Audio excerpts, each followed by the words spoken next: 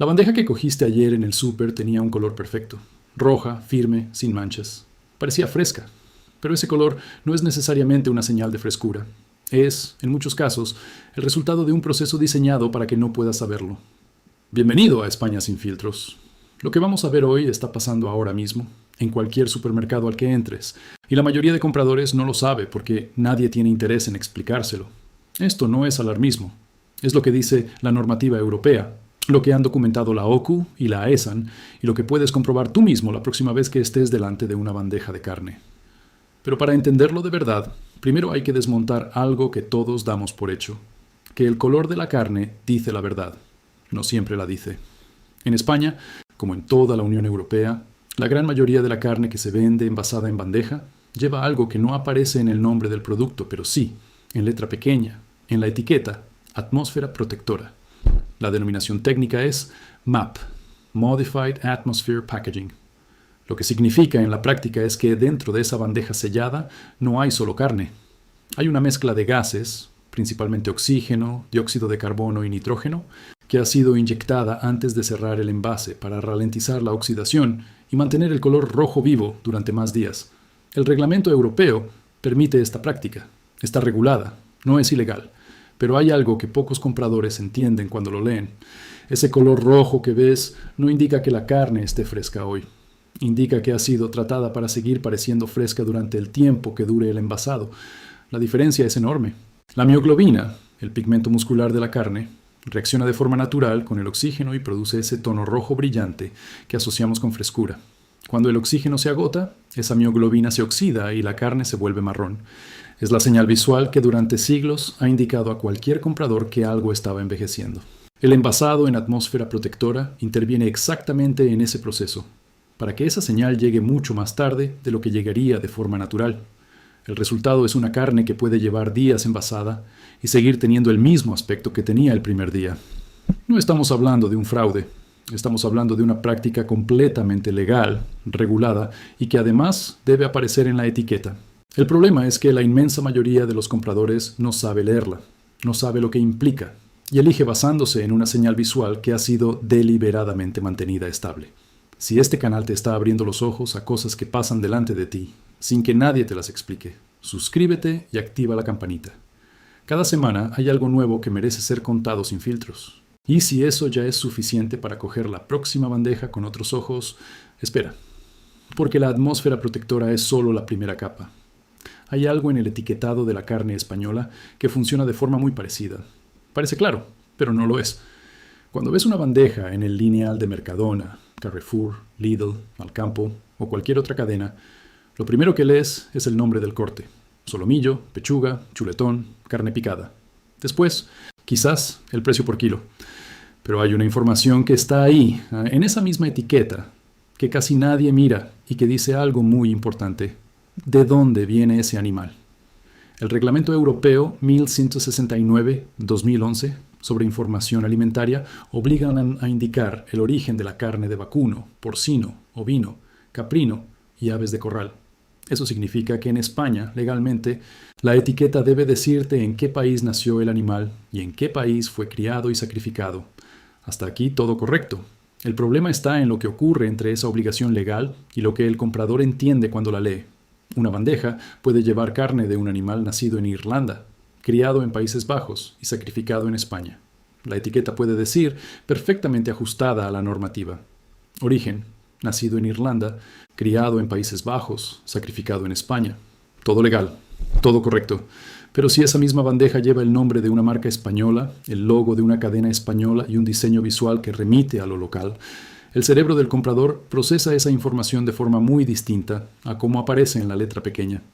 La OCU ha señalado en varios informes que la percepción del origen de la carne y el origen real frecuentemente no coinciden. No porque la etiqueta mienta, sino porque está diseñada para que lo que más destaca sea lo que más vende. Y lo que más vende no siempre es el dato más relevante para quien paga. Antes de seguir, una pregunta que quiero que te hagas en serio. ¿Alguna vez has cogido una bandeja de carne en el súper creyendo que era española? Y luego, al llegar a casa, has leído la etiqueta y has visto que venía de otro país? ¿O directamente nunca lo has mirado? Cuéntalo en los comentarios, porque no eres el único. Y la respuesta que más se repita en esa sección va a decir mucho sobre cómo está funcionando realmente este sistema. Porque hay un producto en ese lineal que merece atención especial, y es el que más cogen las familias españolas por precio y versatilidad: la carne picada. De todos los productos de la sección de carne, la carne picada es el que más margen de indefinición legal tiene en cuanto a su composición real. El Reglamento Europeo 853/2004 establece límites para la carne picada envasada con denominaciones específicas. Si pone con bajo contenido de grasa, no puede superar el 7% de grasa. Si pone pura de vacuno, no puede superar el 20%. Pero esos son los límites para esas denominaciones concretas. Lo que no existe es la obligación de declarar el porcentaje exacto de grasa cuando el producto no lleva ninguna de esas etiquetas. Dicho de otra manera, una bandeja que simplemente pone carne picada de vacuno puede tener un contenido graso dentro de un rango muy amplio, sin que el comprador tenga forma de saberlo con exactitud solo mirando el envase. Y el aspecto no ayuda. Bajo atmósfera protectora, incluso la carne picada con alto contenido en grasa mantiene un color rojo intenso y uniforme, que visualmente no se distingue de una carne más magra. El color no es una guía de calidad, es una decisión de presentación. La OQU ha documentado en análisis comparativos de productos cárnicos diferencias entre el perfil nutricional declarado y el real, especialmente en lo que respecta al contenido graso. No en todos los casos, ni en todas las marcas, pero en suficientes como para que el nivel de confianza que le damos a esa etiqueta merezca ser revisado. Y hay una consecuencia económica concreta que pocas veces se nombra: la grasa pesa. Si pagas precio de carne magra por un producto con más grasa de la que asumes, estás pagando de más por menos proteína real. Para una familia que coge carne picada todas las semanas, esa diferencia se acumula sin que nadie la vea. El sistema es legal, pero quien absorbe ese coste siempre es el mismo. Hay una categoría más que cierra este cuadro, y es la que más confusión genera en el lineal: los preparados cárnicos. En cualquier supermercado español, la carne fresca y los preparados cárnicos conviven en el mismo pasillo, muchas veces en bandejas idénticas, con el mismo formato, el mismo plástico, a veces un precio por kilo muy parecido. Pero desde el punto de vista legal, son productos completamente distintos. Un preparado cárnico, según ese mismo reglamento 853/2004, es carne fresca a la que se han añadido otros ingredientes: sal, especias, aditivos, agua, proteínas de origen animal o vegetal. Eso incluye hamburguesas, albóndigas, brochetas marinadas, carnes adobadas y muchos más. Todos están al lado de los filetes, con el mismo aspecto general. La única diferencia visible está en la lista de ingredientes, ese bloque de texto pequeño que la mayoría de compradores no abre nunca. Algunos de esos preparados llevan agua añadida entre sus ingredientes. Está permitido y debe declararse, pero el impacto es directo. Si una parte de lo que pesas en esa bandeja es agua, estás pagando precio de carne por algo que no lo es. La AESAN tiene publicadas guías que explican exactamente cómo leer estos productos. Son documentos públicos, gratuitos, detallados, pero están en un PDF en una web institucional que la mayoría de compradores no visita nunca. La información existe, está disponible, pero no está donde se toman las decisiones. Delante del lineal, con una bandeja en la mano y 3 personas detrás esperando. Y aquí es donde el problema deja de ser técnico y se convierte en algo más profundo. El etiquetado actual cumple la normativa. Las cadenas pueden decir, con toda la razón, que sus productos están correctamente etiquetados y que cumplen la legislación vigente. Y estarían en lo cierto. Pero etiquetado que cumple la norma y etiquetado que el comprador entiende no son la misma cosa.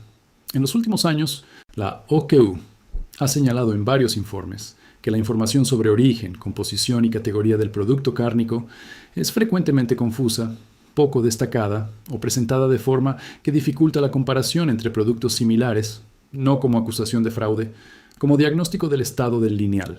El MAPA y el Ministerio de Consumo han impulsado mejoras en trazabilidad y etiquetado. La AICA tiene entre sus funciones vigilar las condiciones de contratación en la cadena alimentaria. Pero entre la norma, la vigilancia y el momento en que alguien coge una bandeja en el súper, hay una distancia enorme que nadie está pagando por reducir. Nadie, excepto el comprador, que sigue eligiendo con la información que tiene, que es la que el envase permite ver, y esa información no siempre cuenta la historia completa. ¿Qué puedes hacer tú con todo esto? Lo más útil y lo más inmediato es dejar de usar el color como guía de frescura en carne envasada. El color está gestionado. No te dice lo que crees que te dice. Lo que sí te dice algo real es la distancia entre la fecha de envasado y la fecha de caducidad. Si en una carne fresca de vacuno o porcino esa diferencia supera los 5 o 6 días, vale la pena preguntarse cuántos de esos días han pasado ya en el lineal. La segunda cosa que cambia todo es abrir la lista de ingredientes antes de comprar cualquier bandeja que no sea un corte limpio, sin procesar. Si aparece agua, proteínas de origen animal, féculas o estabilizantes, ese producto no es carne fresca. Es un preparado cárnico con una composición y un precio por proteína real que no coincide con lo que parece a primera vista. Y la tercera es localizar el origen en la etiqueta. No el de envasado, no el de la empresa distribuidora. El país de nacimiento, cría y sacrificio del animal. Está ahí, en letra pequeña, pero está. Saber de dónde viene lo que comes no es una exigencia extraña. Es información básica que la normativa obliga a incluir precisamente porque importa. Nada de esto requiere ser experto en alimentación. Requiere 30 segundos más delante del lineal. En España, la carne que compras está regulada y etiquetada conforme a una normativa europea, que es de las más exigentes del mundo. Eso es real y hay que decirlo. Pero regulado no es lo mismo que transparente. Etiquetado no es lo mismo que comprensible. Y cumplir la normativa no es lo mismo que garantizar que el comprador entiende lo que está llevándose a casa. La carne en el lineal es exactamente lo que el envase describe. El problema es que el envase describe menos de lo que necesitas saber para decidir bien. La próxima vez que cojas una bandeja en el súper, ya sabes dónde mirar. La pregunta es si el sistema está diseñado para que mires ahí o para que nunca lo necesites.